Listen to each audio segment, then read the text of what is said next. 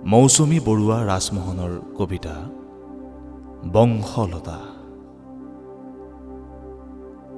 সময়ৰ পৃষ্ঠাবোৰ লুটিয়াই থাকোঁতে নৈশব্দৰ মাজত হেৰাই যায় তেজৰঙী ইতিহাসৰ জীৱনদায়িনী উপচাৰ। আৰু ধোঁৱাই থাকে ওৰেতো ৰাতি আপোন মানুহবোৰৰ কেঁচা মঙহৰ গোন্ধ।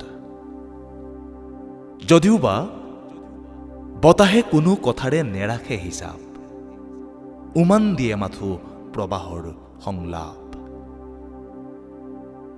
শিলত সাজ কাটিব পৰাকৈ বুৰঞ্জীয়ে কিন্তু কথা কয়, সহজ হৈ উঠে ঋতুৰ বিননি, জিভা মেলি মেৰিয়াই ধৰে বুকুৰ বংশলতা।